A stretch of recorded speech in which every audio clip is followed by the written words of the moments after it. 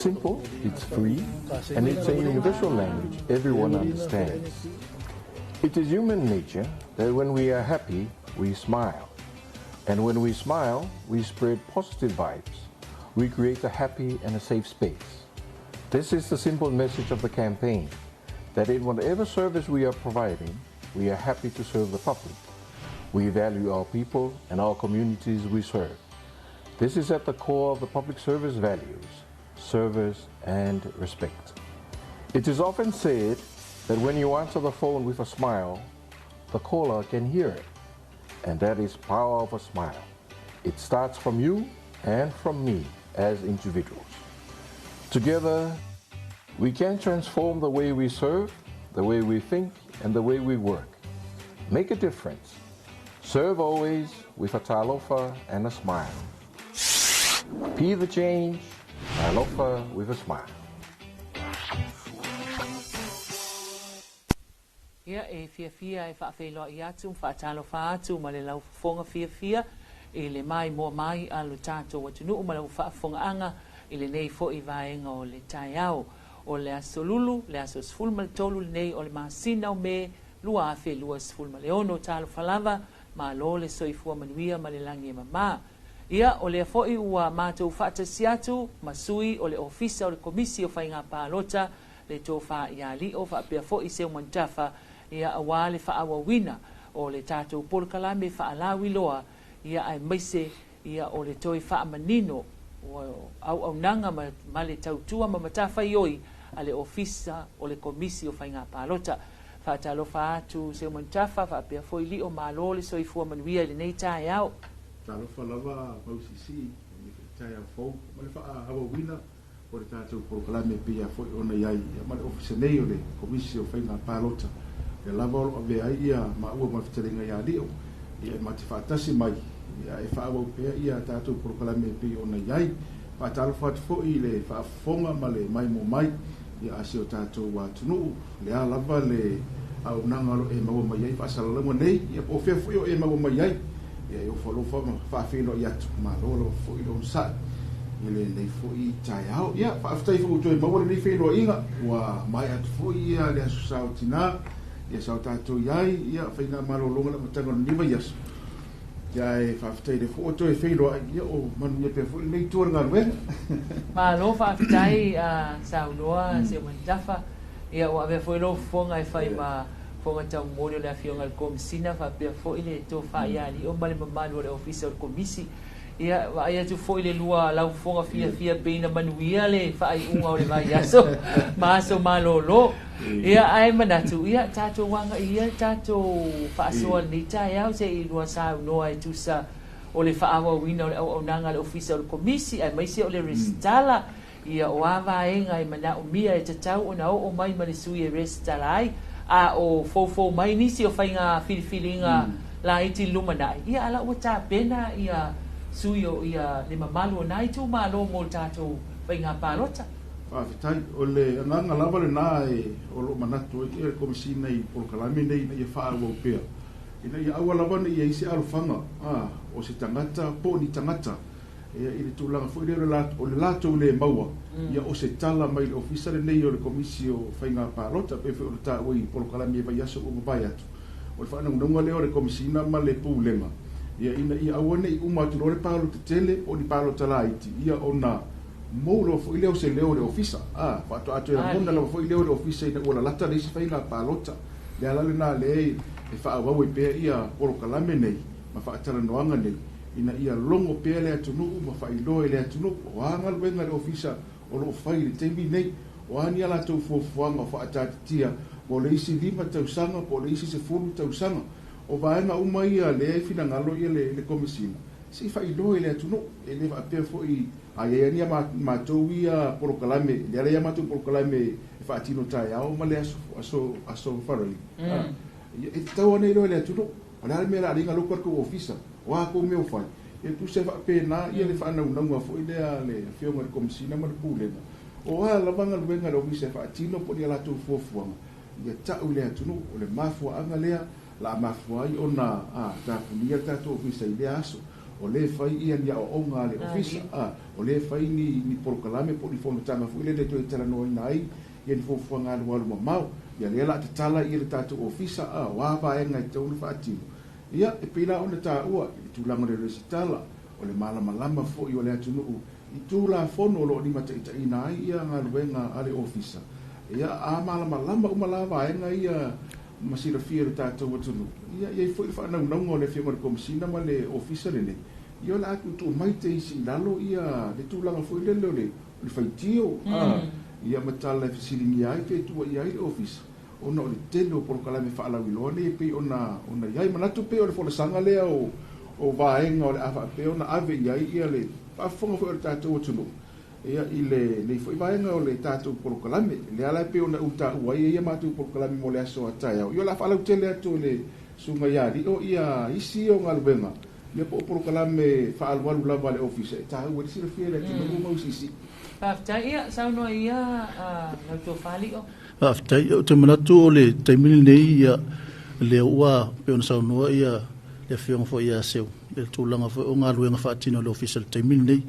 mo le no fusi le fiena malo se o tatu atu o le sa ma tu ale ava no mo ila tu ia ngai me restala ile si todu fa ma sina le na mai o no winga to si le sile isi fa tanoanga le fiong komisina o le sa ma tu ava no le taimini nei e pita yo le ua ma tu ngalu lu le taimini nei ile tulanga le vaseino le tatu lola ia masu e loa ia ila to uma ia lele ia anga i me restala e pe no ma tu fa tu sistemi o sola mato tele nau pe mana o le fiong komisina le pulenga le office e fa o se salasis Malia la. Ai ono le tula fono ia mal tulanga vo elima te te nga ruenga le office. Ia e ta wona fa tino nga ruenga le office la ngol tula fono. Ia pe ono fa ia tu tatu ko kala me vai. O le ia tawe ile tula fono nga ta. O lono winga. O le ala o mole ia tawe tanga te palot. Ia le ala fa ile ia tau ale tula fono. Ia o nga ruenga na le o mato fa solo. O mole na mato anga ia tu tulanga vo le su ila to ile palota. Ile fainga palot pe ono mato fa so at fo el tulanga il ngaluenga o la fa tinonga luenga do office so se fainga palot o mo fainga palot tele ya mai su enga su ele le palot su ele le restala o mal na ya fainga luenga le to ilo il tulanga o tula fo e ala le ile tato komisi su le ala ile te me fa tino el tulanga na a ngaluenga ya mo le sota ya o ya mo le tulanga fa tinonga ngaluenga le pe ono tato fa so verso lentia le la mato te review ile corporate plan ale office ia po ani me ono fa le ia o afo ni me mafai ona fa au mo le time le nei ia ma ko le fo le strategic plan e fa vai me le corporate plan le la fa tino al terminal tu langana le fa tino ngal ngal office o le fa wa ka ko pa election ia o le fo e te sa no e ile si pa election lumat ia tel tonu ai longa i si pa election lumat ona tulanga le ofisa e tele nga luenga ta fa yo le office e fi fa tino mo le anga i mo tato palo talu auto se fu ia ai to telefo io o si va nga le ka o ma ko stakeholders ia le ma to tinga le fa pa o si va nga fu la le la anga i fa ani no la to sao a wale to popo ina nga luenga fa tino le office mo le si tato palo talu auto se fu ia e lus fu no e pa anga ia limas fu lima ila tu ia lola anga e te fatino ia ola to fu ia mesel tu lang vole masola tu sao ina i mafai ona to e fa wai se si vai nga fo ia po se si plan fo mo le fatino no fenga palota lu autos fu o le vanga na le wanga ia le officer mo le vai nga le mo si le fie se tatu tu no ko si o la so tai au me as for ready Fai e lau tonga luenga lea. Por Calambia lea. E tā punia la ma tu ofisa. Tā punia na luenga masan. Tā punia le ofisa i nei mulino. Fa pe foi ma le ofisa i sa vai. O nei malanga mai foi sui le nga lulu i sa vai. E au wai umai i matu Por Calambia lea so atai. Au e fa tau no i le melenia. Le potufono le melenia. O i nai fai ia matu o onga ia Por Calambia lea so atai. Au ma lea so farai. Ia o le ala lana fa ilo tu nei e sau e lai te mana o mise so so ni nga luenga ia le le puni ia le officer ono tu langa le nai to e tilo o mai le komisina le pulenga ma le au fa nga luenga ia o ani ta tu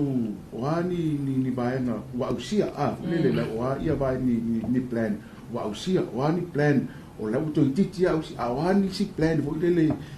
ausia o la bele complete o vai kana le tilo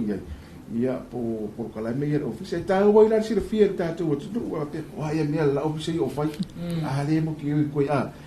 kilo ia ma to fuanga ia a fuanga lo mo le office il fa ta tianga ona por kala me la ia ale office la na tangata o office ia to ta weli ia mai ma to pa anga fu ile ia e fai fo ia o la tu ia fina ngalo fa ia ile tulanga e pe ona ia fa tino ngol ngal we fa te inga ia mua au mai tang lo ngotupe ia ile to so mai tu ia wala tu ia fa tu pe tau sanga tu ile office o le paketi le ma tu te mana o ia fa tino e pa tele se pa lo tele ti tu lai mai ia vai na una mai tu le fa ali fo i pe fela tu fo la sanga ia ia malama fo ile office a me ia lenta tu au sia le vai na le ia mai sia ma tu pa ana pe ona ia fa o to ilo ile vai so fo ia ona nga ilo le tu o fa tala noanga ni fa tala noanga e fa tama la skole per fa o tu tonu la va office e au vai uma la va office le bena ta pune ma tu office la so ai o mai ma la fa ngalo bena la so le nga ta o le au vai uma la va io le tiro lo le le plan le al va nga le ali o ma pa te io va nga le au sia o va nga ia le au sia ia tala no le tu e po ia o le va nga le stala i o le lato o si o lato plan de wa usia le lei na mo umar fainga pa le tele vai fa pen fa solo fa pen na fa nga solo ngo ma tu fa tala noanga ia fa tino ata ya o male so fari ia au be so fole na fa tino fa tala noanga o le nga e lo itu e le ngata fo ia pa anga ia ai o vai fo le itu le la ave le tu fo le la tele fo ila tu e mai fa tala no ia mala fo na wenga e office le ala na o fa tu la matanga la va mau sisi la le me ale na fa pe ta mo ko pungel ko office wala nta pun la na le fa isi na wenga ia office ina ia mati pe lo fa ngal wenga ai mai se ia o plans fo ile le o fa ta tia ina ia solo de ia ngal wenga fo ile mo le anga ile lumana ma lo fa tai sa no o te toi fia tu li loa tu lava le tu langa le sa fetela i tō whālio. Ia ile tūlanga fo ile o tātou, o le mamalu o le tātou atu nuu. O na ia ile tarito nunga fo ilea, e fo ile manatu. E pe e noa fo ilea ile mamalu o le tātou atu nuu, ule whaasalanga lea ua umau na pāsia i lalo le tūla fono, o mea nei o whainga pālota. O le pine o la utala, o le tātou le stala lento e whaatino whaatope nei mo le tuwhaina o le mea alofa, fo ile al tātou mālo le back to school se lau lima sefulu ia o lea na mai tauina ina ua mai lipoti e ono afe pe sili atu fo'i lea o fa'i o i latou lea na resitala i le resitala lea o le tulaga la lea e fai e vatu ai se manatu fo'i lea i lua susuga o le mole mea o lea na fai atu nei o mai e resitala i le tatou palota tele ia se vai ia le o fai numero i latou ele i o mai lea na o fai atu a resitala fatu ama fai o na vatu lau tutu se lau lima sefulu lena lolofi mai i luma o loutou ofisa o mai pisa i luma o loutou ofisa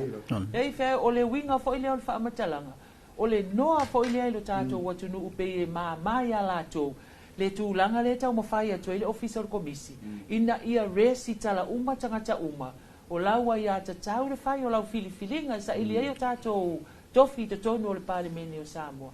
Peitai, ia o lea o tātou i loa i fui. O le se leni lava e mafuai o nanga i maritangata. No na winga ana whaape whai atu i sau resitara le pālota, ai a vatu lau rua se lau. Ia o te loa o le tu ai ngā whai, e leise whai numera i to o tangata e le resitara. Se i wangana i tangata le na ese ma le atu nu ul taimilea. Lo na winga, e o mai uma, o nai whai ngata o lea ua a vatu se leni, ia pe o le tā ua i o le whaamanatu, o lautou whaamanatu tātou atunu. O lea i tātou tū la whono e lima taitaina, e tātou ngā luenga. Nei te u whaapea, ia lea i lau whaamanga aloa kore komisinga, ia me kukupu lea se me o kupu mai. Ai lea i la, lea lau tau whaafonga mai tātou atunu. O lea la a ngā i tātou official komisi. Ia i le si vaenga lea o latou ngā luenga. Si tulanga tau la vele la le te fai te tai ese mai fina ngalo ta tu tu i tala fuili se au kala fela o au kala ele ese me fai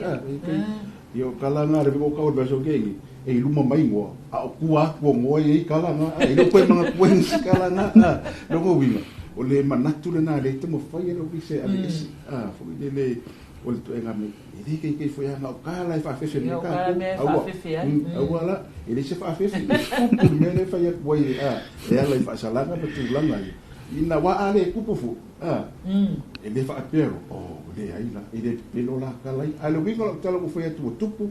ia vaenga i le whenu ta ua tatu pa aso talu ai. Ua mātou keise se la iti hui le sa maua mai le teimi le anu le resitala. Tangata ua maua ua ia whaonga inga le pepe whana ua reisi tangata e resitala ai masaua. Le na mai loa mo lia whai avelo i le leo whai mo lianga. Tātou doa umal na vaenga. Lona wini. O le o ngai mātou keise se la iti na le tau atu ai. E le o koe whaapea lava e ngau i kala mo ke whai aku hui le tau in whaapele ai pe whaafefe ai o tu le ai. E kupua a fai lo fai ana fai ma tu kama i vai no ma wo so tu la fono fai su enga fai fa sala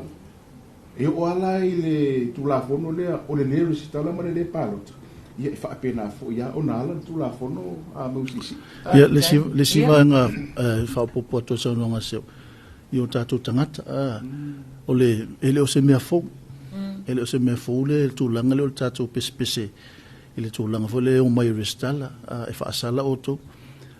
Ai mana tua fo e tangata. Ele o se naunga fo na, ele o se mea fo ele le whingol komisina, matpūlenga e mesel office. Ele tūlanga fo le o le avatu momo le whautuanga. Ia nao, whaatinere o ngā ruenga le office. E vai alofa fo i me malo se o tātou tunu. Ai tilo le tūlanga le o le luafe. A wha apeto o wha se se o lai, le walu wafe. Lele ia ngai mei ale o vatu le seu vatu le tusi. Ole nganga ia mana to te fa manatu atu la nga ele upu vole ole po ave ma papala se tu lo ai ole tu langa na e tawana ta to tilo ia ole ma to tilo tu na tua ile mamalo le atu ile ia mafai ona anga i mai vestala e mai afolo ia na o mala ia le sili matausanga ia fra e ko palo ka le sili matausanga ale o mai ana yo tu langa vole le wa ma to tilo le tu langa le tu mo malo se o to tu ia na ia se vanga na ia le si fai fe au ia na tu sa e lunga fa ali melona le mali il tu lang vo kumwa ia na ma tu fa malulu tu langa na ono tu langa fo ai tilo ngal wenga le office ele fa pena fai se luva yaso ma dia la a fa tau mai le si tau sanga ia ai fa tino fo ia ya o ale me fa tino ngal wenga sia ono nau ono sa ina ia ma fai ona umana restala mal so tato tu ia peta sa uma to fa pe e o umai ia e fai ku fa momo se fulu lima se fulu ton so to lo fela to le nga mai ale uma to fo se la lima se fulu wa le o pe no fa to le fa mo le office ele skala ongo se la lima se fulu ai wa nga fo ila le fatinonga ele fo no fa vai o tu langa le wa nga mai le to tele fa restala ia vai fo mal fa no to tele tata matu to so mele wheelchair ka nga le nga e ku office ku fa mai ele se pe fa na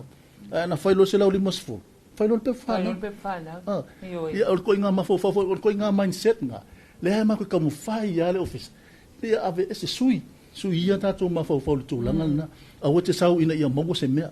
sau i te fia mo se mea nga ai wote sau te fia mo se mea ese puna e lu o le mea nga le ku se la udi masuri ya le fo ma pu se la udi masuri kemi ya le fo ko ale ma ko office kai ko fa nga ia ale pe ngo ma ko fa ya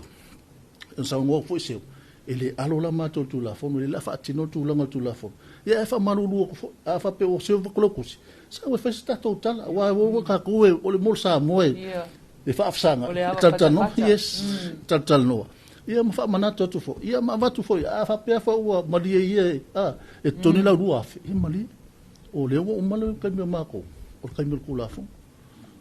tu fa manato tu malo so tato tu ma mai o la ma tala le office munu ia pe la na fa to taiao males for rail ia o la sona te pune le office e ma to tu e ta pena ia nisi fo fonga al wala ma o le office ia wa is fenga palo tolo mani ma lo fa tai sa no ia ole tu langa fo ile o a fo ia o uma pepa e mana o mia pe asa fa ile restala wa tailua o le si fa fita o li tele na o le o mai ile ofisa fa tu lo ia ele e te tau e mana o mia lo ID wa pe lua e ID ia mana o mia lo pepa fa na o inala le pe e tupu ele i tau lesi fai mai ua tele mea e mana o e tau ofisa e whaina sau noa se wan tafa i le tūlanga na ma lia lava ma e sa ole le sau no mai tūlanga tonu lava le umatu le a o lom na i le palo te tele umatu fa solo le stala le alu palo te lai te fu le tūlanga lava i a o lea lava i tala lava no le stala per le stala lava i tala pe mai le fa pe po sui le ni pepe mana o mia o umaru le palo te tele sui lo ni pepe mana o mia e te sau i te stala te mire nei o le faafitau li foi la mana abisini la foi le komisina lango ia po le o fa ulu foi le vai le stala ma o faafitau ni mo le tasia le mo ata uma abisini foi le te mire nei o le a to pepa e sau ma tangata e stala ia o le nganga foi la na ni por kalame ina ia ta upea ia pepa a mai ma vai na foi stala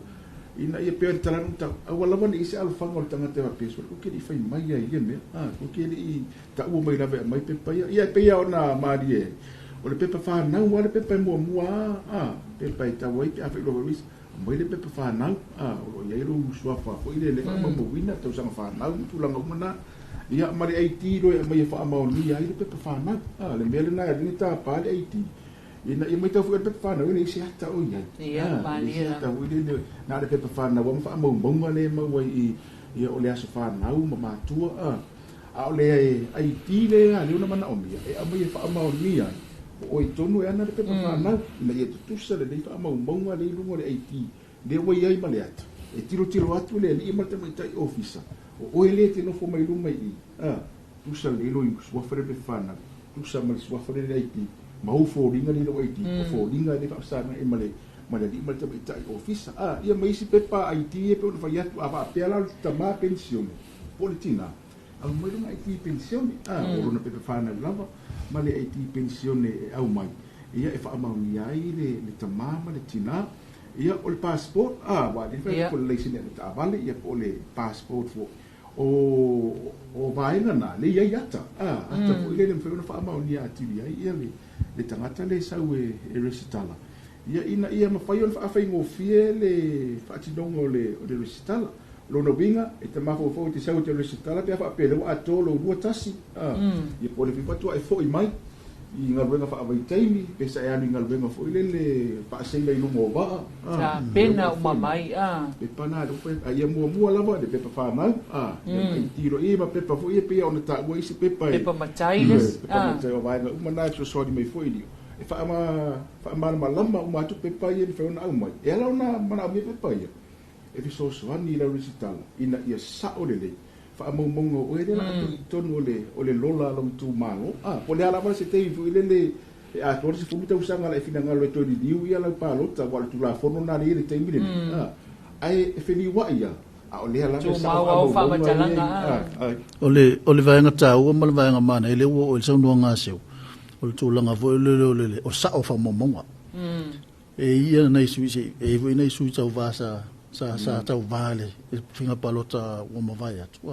ina toi o mea su atu ripoti a leo ngari ele office ole ngana ole teu malu fa mongo vo office ina to eva avela ele e fa ngai isila to ma to le foi ale foi lo ko ya ko foi si di pokele lo e ko su kala ya sa u office e ave fu ele se to ya ole ngala ngala ukala ole wana sa no se tu la ngale ole afa pe ke suma ile office na o le pepa whanau, a su e tu lo ofisa, ele se eiti, ele se pepa vo i wha mauni ei, o ele po e mai le tusi le whaifea. Ele mawhaina na whaise tusi le pule nu, po le suita maitai. E anga isa o mai ale le sui le nuu, po le suita maitai. E wha atino lana tau tinonga, ma tau le fo le nei ia wha misinonga na. O le mafu anga tonu, le wha fonga mai so tato tunu, e mala malama le tulanga na i wha masinonga. Na famai ele pulo no ele o ngane le saingi ele kusi lenga o mai nga ku me kusi pulo o le mafu anga tonu lana le la o fa atino le official tu langa le fa fa ngofi ele le ya le su mo le pulo no po le suta mata e fa fa nga i ma le office ti lo atu ma to ti jino mai ia na saini le fa le langa fe nga le ma le si me ia mana tu o tatu tangata o pepa o mai fa atu mo le office o tu la fono le fa pe fa se pe pangole ngale sangia le e ke sangi le pe pale le bestala o fa mawina lo so fa li tu malole e tau tino mane wha maoni. E sao wha mamonga we a mail office. O me vole nā lewa iel tātou tū la whono le peon sa unua se furu tau sanga, e le se transfer, wansa ke kongo le tū malo po vai mongo tōru, wha, kasi, se furu tau sanga se wanga ua koe, hilo tū la whono. Sui me whaila ila lo lima tau sanga, a wha pe ise mi wha pena yono tupu. A mol taimil nei, a wha pea le ua umanga ele skala le ku malo le, mali e te tūli lau se furu tau sanga, e te nofo e tono le tū malo na, wa le nga isi kanga wha pea, e le skala sa va, skala whakaikai. Ma fai leo leo fong whawhai. Wa sao leo pa ai oi mal mako office. A ore te mile na fai restala. O le anga fai aku office. A me o au te no fai sala fai. O au te no fai sala fai. A wai leo leo ma mao le mele fai le fono whawhai. Ia to anga i mai lo fai le ilo office. Me o ye no fai pia. O ngai ngo fai pia. Mako le fono. Mako le fai ngali liu. O mo kulanga nga ia kako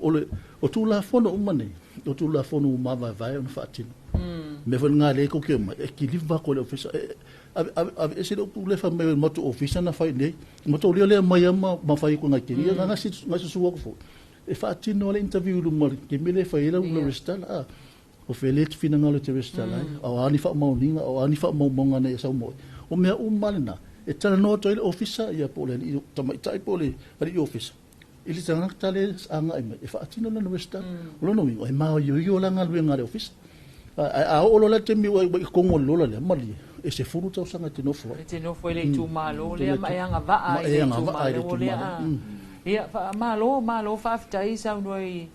la to fa fo ilio. O le tu langa na le ai e fai asi fai nga ta fo le tau mo fai ngol ta tu tu. E ai le langona fo le mali manato le malo le tu.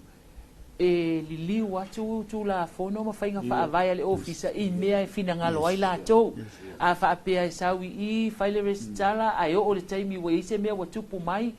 Fa pea le la tu fai se le ni po ani fa manuanga. Na manatu lola ia. E sawa fa ku le office ke fan ko li wa kula o le skala o in mea o la ke office vai. Ia le la fiula o to fina watu. O au fa mau monga ia na e sau fai mai o e te alala i nei upolu e te le alu lai sa vai e te alu ai upa mai le langa lau ke ngofo sa vai i teimi ni ia o le tu inga tu langa le na male manatu na male mafau fonga o le ia tātou tangata ia lo tātou watu nuu ia na o se tata longo lava ma se fau ia o se tala fo i ma se tu ua lalo ale ofisa ina ia tautuana male mamalu tātou watu nuu e fai ngō fia lava tātou ngā luenga pe a tātou ngā lulu e whaatasi o le tūlanga fo i lea te mai tauina o le excuse a lea to tele ele ise pe pa whanau ele ise pe pa whanau o lo utal tonunga ia o whapea ele ai se tangata soifua mai lalolangi nei whiarua lua inoa ele ise pe pa whanau o tātou uma e whai o tātou pe pa whanau e te o tātou pe pa whanau o tātou ainga a whai fo i ele ai la ele fale pe pa whanau la e nalo waluatu a avatu e lo suafa ia o teine su e mai tā i lalo toi au mai lo pe pa fau a mai le kopi ele ise whai ngata ia pita iani e whai ngata amia o tātou lava tangata ia ai avatu ia nei ama noa seuma li o e whamai a mai tātou taloanga nei tai au ia sa le lei lava fa io i lau taloanga mau isi tūlanga lea o le tūlafo le lima ita ina ingalu enga le ofisa ia ma tātou au nanga lava feo tātou i lau tūlafo e mana whai mea i roto ia fa mule le ma fai le ma fai na tūlanga ia pe a foi ona amatu ai ia le fa so nei foi tai au ia ma le tūlanga lava ia pe au ta o le lava e te tala le ofisa banga nai tai au ma le safari le tapu ni ai au nanga masan ai au foi le songo for verso fo ia ona te tala foi le ai fa au lava ia au nanga masan ia te sa voi le te resitala ia pe te sa voi to siaki lo suafa le apa pe wisa e resitala ai le fina ngale fa ngalu so matai e resitala ina foi le ia na le resitala le lungo to le e te sa malo pe pa matai foi le tau ina fa popo ia ia sa o mo fa mo ia nei me la iti na fa mala matu le nei time ia ile fa ia fonga male mai mo ta to no ia me lava for see le tai au nei ia ole nganga le na ina ia awani o matou na tia ni ngana wenga lava le official fatino o dia na fofuanga ma tape na ngana war mo mau na ia sila fia e lo tatou wa tunu ia pa fitai mo le no tatou fa so fo ile nei tai au ia ma mawai le avanoa ia watu e fo ia le whaamanatu le tātou atunu au nanga o lo whaatino ma vaenga uma e mana o mia ai ia le fasine nia pe afe atu le ofisa e ngata i mulinu ne e whape fo isa longa i le motele i salafai ia e whaafatai le tātou atunu le whaafonga mai mua mai pe lava sitafa fo nei lo langi o maua mai ai ia le nei au nanga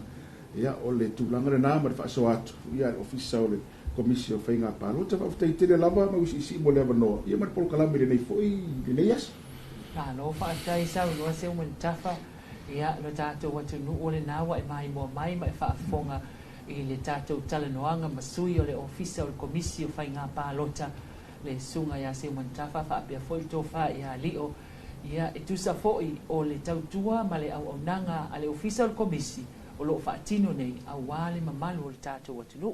e whaamalu lua tu foi ma o moli atu a watu vai malu i puenga i tau finangalo o le a foi se whaamatalanga ua le tau o se upo ua sala i lau tau whaafonga mai ia malu ave i fale i tau finangalo o le tau mawhai lava au na nei